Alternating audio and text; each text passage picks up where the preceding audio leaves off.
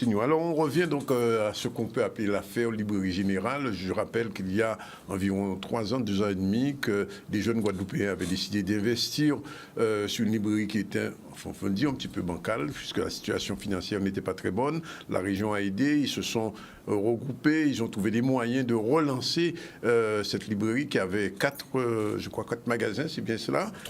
3 magasins, dont Pointe-à-Pitre, le lieu historique, on veut dire le librairie générale Canal historique, on peut dire. Et donc, Jazor, la maison Jazor existe depuis plus de 40 ans en Guadeloupe et tout le monde connaissait. Et à Jarry, ces jeunes, dont Sébastien Célestine, des vies Chahuan, ont décidé de se mettre au travail et de relancer cette librairie. Alors, bien sûr, il a fallu investir, il a fallu faire preuve de créativité.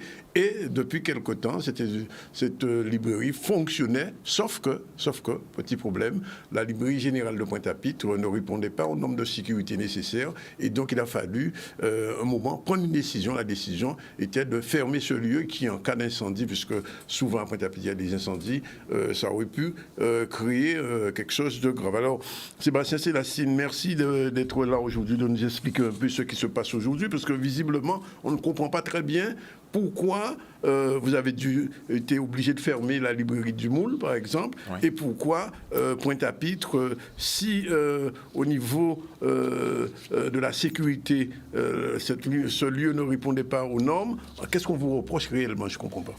Déjà, merci Danick de me recevoir. Davy devait aussi être avec moi, mais bon, on a, comme tout entrepreneur, beaucoup d'urgences à gérer, donc on a dû se séparer. Oui. Effectivement, c'est un sujet qui est complexe, parce qu'il y a du juridique, il y a des contrats, c'est pas forcément simple. Et puis, il y a une histoire, enfin, les choses ne sont pas forcément linéaires. Et quand les choses ne sont pas forcément linéaires, il faut pouvoir bien les relater dans l'ordre pour comprendre effectivement ce qui s'est passé et puis les difficultés qu'on peut rencontrer. Là, aujourd'hui, je pense que tout le monde a pu l'entendre ou le voir, on a fait un peu le tour des médias hier, dont d'ailleurs aussi Canal 10 avec Harold hier soir. On a expliqué la situation, de comment on arrive en fait à ce conflit, ce rapport de force avec les Jazors qui en fait commence en janvier 2020, 8 mois à peu près après la reprise. Sur la première période justement de reprise, donc entre avril 2019 et décembre 2019, c'est important de le préciser, on a toujours payé nos loyers, puisqu'aujourd'hui on nous dit qu'on est des voyous, des voleurs. Oui, parce que j'ai cru comprendre qu'on ne paye pas les loyers des gens, etc. Il faut établir un petit peu la vérité. Voilà. On explique, j'ai entendu ça aussi, et d'ailleurs c'est bien que M. Francis Jazor prenne la parole, parce que ça fait... On va l'inviter pour qu'il s'explique ici aussi. En vrai, je pense que on va expliquer ça dans la suite, mais je pense qu'on va être amené à se rencontrer rapidement, puisqu'on a pu percevoir des gestes d'ouverture hier soir. Apparemment, alors il y a quand même quelque chose qui m'a paru bizarre. Il dit qu'il n'a reçu aucun avis, aucune lettre, rien du tout. Qu'est-ce qui s'est passé? C'était le silence?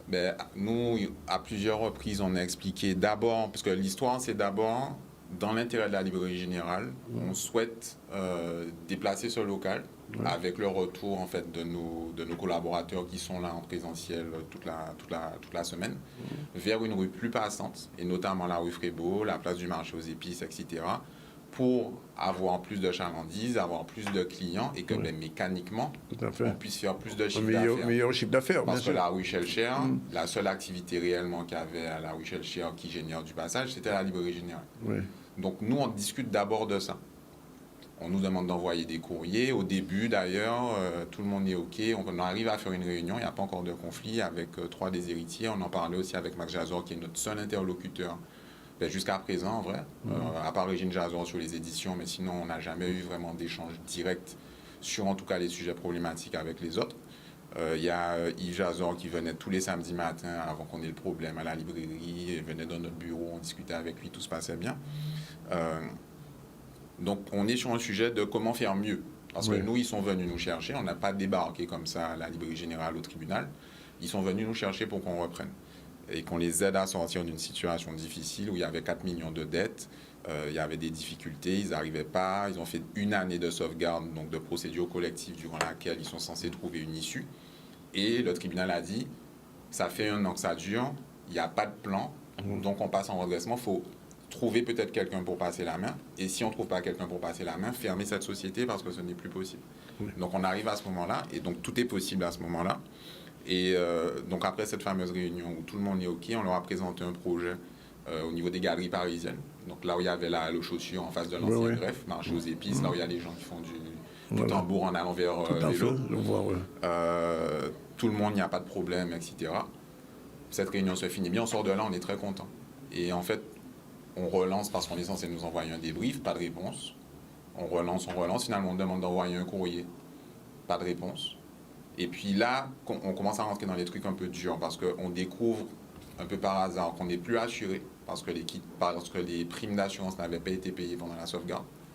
Donc en fait, les choses qui devaient nous être transférées comme les contrats d'eau, EDF, etc., ça avait été transféré. On avait fait un courrier aux assurances en leur disant, voilà, nous on récupère aussi ces contrats-là dans le cadre de la reprise au tribunal. Tout à fait.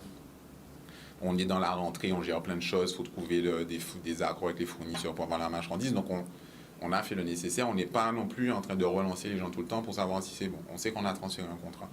Et c'est par hasard, on doit répondre à un marché et on a besoin d'avoir cette histoire d'assurance. Et on découvre qu'on n'est pas assuré. Donc là, on cherche à faire assurer dans les meilleurs délais les locaux. Parce que s'il y a un problème, ne serait-ce que quelqu'un qui se casse la jambe, c'est notre responsabilité. Et ça se trouve, les entreprises sont en danger. Et donc là, on dit ça à nos propriétaires. On fait venir des assureurs. Les assureurs nous disent, il y en a même une qui n'est même pas rentrée dans le local. Elle a dit, moi, je n'assure pas ce local. À ce point-là. Donc on dit ça aux propriétaires. Et là, on leur dit, bon, là, il faut qu'on accélère sur cette histoire de déménagement. On ne parle même pas de faire des travaux. Il faut qu'on accélère sur cette histoire de déménagement. Ou sinon, effectivement, il faut faire les travaux parce qu'il y a des trucs de remise aux normes. Là, on ne joue pas. Il y a la vie de gens. S'il y a un feu, il y avait plein de feux dans Pointe-à-Pitre. Faites un courrier. On fait un courrier, pas de réponse. C'est en décembre 2019. Et fin janvier 2020, comme d'habitude, après avoir insisté et compagnie, limite à harceler pour qu'on puisse avoir des réponses, parce qu'on est dans ce risque, on reçoit un courrier d'avocat dont on n'a jamais entendu parler avant, qui nous explique que transférer le fonds de commerce n'a jamais été d'actualité et que le contrat dit que tous les travaux sont à notre charge. Peu importe les travaux qu'il y a à faire, parce que c'est comme ça dans le contrat. Qu'on a récupéré, qu'ils avaient entre eux-mêmes exploitants, propriétaires du fonds de commerce et propriétaires des murs. Donc les travaux qu'ils n'ont pas faits, maintenant c'est à nous de les faire. Donc quand ils disent hier soir, on n'a jamais entendu, on ne vous a jamais donné une liste de travaux, à quoi bon donner une liste de travaux à ce moment-là, puisque vous nous avez déjà dit que vous n'allez pas faire les travaux, de nous débrouiller. Et en parallèle de ça, vous nous dites, si vous souhaitez partir, il faut nous indemniser de 4 années de loyer restant sur le contrat, parce que c'était des périodes de 10 ans. Ça fait 6 mois qu'on est là. D'accord ? Donc, je veux bien qu'on parte d'un bout de vérité, on n'a pas envoyé une liste de travaux, ok. Si on va un peu plus loin, on avance. 9 mois, c'est cool, on arrive à septembre 2019. Ils décident de nous attaquer au tribunal parce que on avait du coup arrêté de payer leur loyer en disant, mais attendez, dans quoi on est là? Vous êtes venus nous chercher pour qu'on vous aide, on vous a aidé. Et là, vous décidez de nous mettre un coup de pression, rapport de force. Ce qui nous a été clairement dit. Vous n'êtes pas en position de force, maintenant il faudra trouver une solution financière. Nous, on commence à sortir des pièces. On fait un rapport d'expertise qui dit, ça c'est pas aux normes, l'électricité. Ça c'est pas aux normes, les trucs incendies, etc. Et donc ça, c'est dans un dossier qu'ils ont depuis octobre 2020. Donc venir en mars 2023, dire à la Guadeloupe, on ne sait pas quels sont les travaux, c'est limite. Et en fait, il y a un truc qui dure. Mais par contre, moi je ne veux pas rester sur cette note négative. Je note que Francis Jazor dit qu'aujourd'hui, s'ils ont la liste des travaux, ils sont prêts à les faire. Donc une négociation va s'ouvrir là maintenant, une médiation. De ce que j'entends, maintenant on peut passer et on peut commencer à travailler. Alors autre chose, Sébastien, parce qu'on voulait bien comprendre, il y a une expertise sur le local, enfin le lieu. Qu'est-ce que cette expertise disait à l'époque? L'expertise dont on parle, dont j'ai parlé, c'est une expertise qui est faite par un bureau, on va dire, qui s'appelle l'APAF. C'est des gens qui contrôlent les installations électriques, les installations incendies, et notamment sur les installations électriques, notamment des locaux commerciaux. Si vous n'avez pas en fait ce type de rapport-là qui dit que tout est bon, EDF, donc vous n'avez pas le consuel, EDF ne peut pas poser un compteur électrique chez vous. Donc si ces gens-là disent que c'est pas aux normes, c'est pas aux normes. Et à ce moment-là, les agents sont informés de cette situation?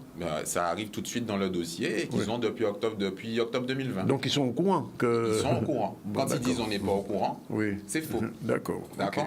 Mais je ne veux pas rester sur cette note négative. Ils veulent ouvrir le dialogue. Moi, je suis très content de ça. Alors, qu'est-ce qui peut se passer en ce moment-là, aujourd'hui? Là, maintenant qu'ils sont prêts à faire les travaux, chose nouvelle, parce qu'on a reçu un courrier d'avocat qui disait c'est nous, c'est à CCH-NLG de faire les travaux, c'est pas Jason de faire les travaux.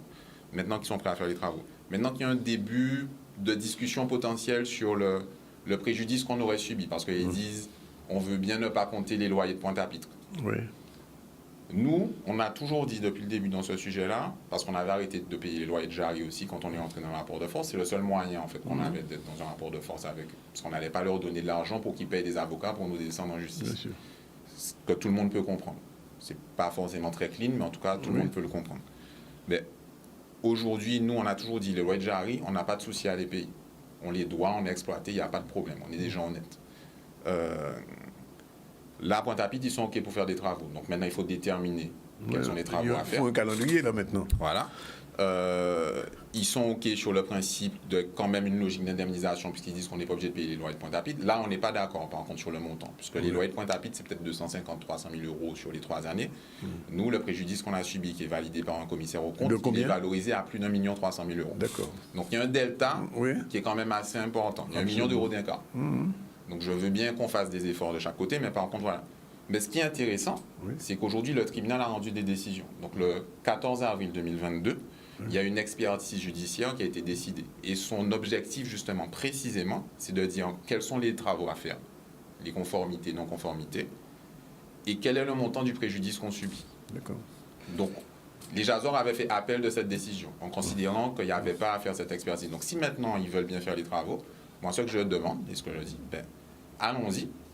Débrouillons-nous pour que cette expertise soit faite le plus rapidement possible, comme ça on aura toutes les réponses, les travaux qu'il y a à faire, le préjudice. Et dans le cadre d'une médiation, qu'on puisse se mettre d'accord, régler le problème, et que nous, on puisse travailler. Comme on l'a dit, on a des gens qui sont prêts à nous accompagner financièrement pour passer ce moment difficile. Ça veut dire que la librairie générale à Pointe-à-Pitre risque un jour de réouvrir, si tout va bien? S'il n'y a pas de problème. Après, comme on l'a dit, dans l'intérêt de la librairie générale, en vrai, il faudrait qu'on aille sur une autre rue. Mais si on doit passer par la rue Chelcher, d'abord, et réouvrir là pour que les points 3 soient satisfaits, et ensuite aller à un autre endroit, parce qu'un bail, c'est pas une durée déterminée. La fin est en 2024. Donc peut-être qu'on va faire un an là-bas, j'en sais rien, et puis après, ils vont récupérer leur local, on ira ailleurs. Ça, je ne sais pas. Bien que c'est même pas possible, parce qu'il y a une clause de non-concurrence, et ils pourraient nous dire qu'on n'a pas le droit d'aller ailleurs. Oui, c'est ça. Voilà. Donc ça, après, c'est des discussions aussi à avoir. Peut-être que dans le cadre de cette médiation, il faut qu'on puisse dire, on fait X temps là-bas, et vous nous autorisez, dans l'intérêt de la librairie générale, à aller dans un endroit qui sera plus propice, toujours à Pointe-à-Pitre. On ne dit pas qu'on va à Dotémar ou je ne sais pas quoi, peut-être qu'on va aller à Dotémar un jour, mais ça sera une autre librairie. Alors, autre chose, j'ai cru comprendre qu'il y avait aussi un petit litige sur le nom de la librairie, qu'il voulait que vous gardiez le nom librairie générale et que vous aviez un autre nom à suggérer. C'est-à-dire est-ce que le titre librairie générale devait être gardé pour... les librairies générales s'appellent la librairie générale. Hein. La devanture à Jarry, c'est la librairie générale. Donc il n'y a pas eu de volonté de changement de nom? Au moule, on a mis un panneau tout neuf marqué librairie générale. On a simplement mis by Caribbean Culture House parce que notre société s'appelle Caribbean Culture House, nouvelle librairie générale, CCH-NLG. CCH-NLG. C'est plus la librairie générale Jazor aujourd'hui. Oui. C'est la librairie générale par d'autres personnes. Donc on a montré que c'est par d'autres personnes, mais il n'y a pas de sujet sur la librairie générale. Alors, suite à ce qui a été dit par M. Jazot, qu'on va recevoir aussi, il accepte de venir, vous êtes prêt à vous retrouver autour d'une table aujourd'hui? C'est ce qu'on demande depuis 3 ans. D'accord. Et que malheureusement, on n'a pas réussi à faire jusqu'à présent pour plein de raisons. Oui. Parce qu'il y a eu une conciliation pendant 10 mois, leur avocat est venu 2 fois, eux ne sont jamais venus. À titre personnel, je veux dire. Il y a eu une médiation dont ils parlent lorsqu'ils disent justement il y a une médiation dans laquelle ils ont fait cette proposition, mais qui ne tenait pas compte réellement du préjudice justement qu'on subissait, où on a vu quelques-uns, mais on n'a jamais pu réellement en fait faire une séance de travail, comme on dit, et comme Davy l'a dit à plusieurs reprises hier, si on doit s'injurier pendant 20 minutes, on s'injurie pendant 20 minutes, et puis après on discute, on travaille. On n'a pas de problème avec ça. Ouais. L'équilibre, enfin l'écart entre la dette et le préjudice, il y a un équilibre qui peut être trouvé? L'équilibre peut être trouvé. Après, aujourd'hui, si on prend stricto sensu les loyers qu'on doit, et on n'a pas de souci là-dessus, et le préjudice qu'on a subi tel qu'il est estimé aujourd'hui, et c'est pour ça que c'est intéressant d'avoir quelque chose de contradictoire avec un expert indépendant nommé par le tribunal, l'écart est en notre faveur. Ouais, Il y a plus de 600 000 euros d'écart, en comptant les loyers de Jarry, pas que Pointe-à-Pitre. Tout à fait. Moi, je n'ai pas de sujet à dire. On annule tout et vous ne nous versez pas les 600 000 euros. Je ne suis pas là, comme ça a pu être dit, pour nuire aux Jazors, etc. On n'a pas de problème avec les Jazors. Nous, on est venus pour sauver la librairie générale, entreprise culturelle.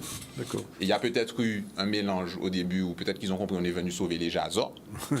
Moi, je suis venu sauver la librairie générale, entreprise culturelle importante pour la Guadeloupe, et notamment sur la rentrée scolaire. Un dernier point, on va se quitter là-dessus pour l'instant, peut-être qu'il y aura une suite. Est-ce que, en tant que chef d'entreprise d'une librairie, c'est un secteur qui est dynamique en Guadeloupe? Nous, on a augmenté le chiffre d'affaires de 50% sur les 3 dernières années. D'accord. Donc, on voit les perspectives.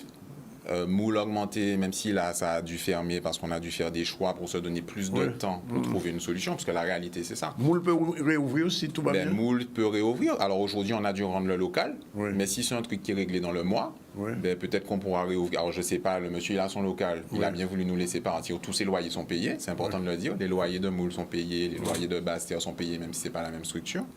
En intégralité, on n'a pas de retard. Il va chercher à relouer son local le plus vite possible. Hein. D'accord. C'est une activité, c'est un manque à gagner aussi pour lui que le local soit fermé. Dernière chose, librairie générale, le Jarry n'est pas menacé. Aujourd'hui, on n'a pas de sujet. Maintenant, il faut qu'on puisse par contre avoir tous les éléments vite pour savoir quel format on garde. Et donc, c'est pour ça qu'aujourd'hui, vu ce qu'on a entendu hier sur Guadeloupe Première, moi, je pense qu'il faut se mettre au travail rapidement dans le cadre d'une médiation, faciliter le travail de l'expert qui a été nommé par le tribunal pour qu'il puisse travailler rapidement, que tout le monde mette les documents à disposition, se mette à disposition. Nous, on est disponible jour et nuit. C'est une priorité pour nous que ça se règle. Et je pense que je peux le dire là, l'État et la région ont toujours cherché à faciliter cette médiation et aujourd'hui sont encore volontaires pour participer à cette médiation et faciliter les choses. Donc maintenant, il ne tient qu'au Jazor de venir s'asseoir autour d'une table, prévoir un calendrier de travail avec l'expert pour que les choses soient faites, qu'on ait les éléments pour les travaux, qu'ils sachent quels travaux ils ont à faire pour quel montant, qu'on ait les éléments du préjudice et qu'on sache avec ces éléments-là qu'est-ce qu'on fait chacun et quel pas on fait l'un envers l'autre. Bien, Sébastien, comme on dit dans les feuilletons, c'est à suivre. Oui, mais comme on a dit, c'est un devoir de transparence qu'on a envers la population parce que la population nous a accompagnés au début et il y avait déjà eu un feuilleton au début. On n'avait pas forcément souhaité que ça soit un feuilleton, mais il y a eu un feuilleton qui a fait qu'on a dû prendre la parole, qu'on a dû nous montrer. Mais effectivement, là, le feuilleton reprend. Là, maintenant, j'ai envie de dire que la balle est dans le camp des Jazors. D'accord. On attend la suite. Et on attend la suite pour savoir s'ils acceptent à nouveau cette main tendue. Et je le redis ici, en votre présence, si M. Jazor souhaite s'exprimer sur cette question, pas de problème. L'antenne du ZCL lui est ouverte, et offerte même pour pouvoir s'exprimer, pour qu'on avance un petit peu, pour nous arrêter de penser qu'entre Guadeloupe et pas de moyens, nous travaillons ensemble, qu'on dit complot à nègre, c'est complot à chien, il faut nous arrêter avec ça. Donc, on pense que les choses vont devoir s'améliorer. Merci Sébastien d'être venu. Merci, et à bientôt.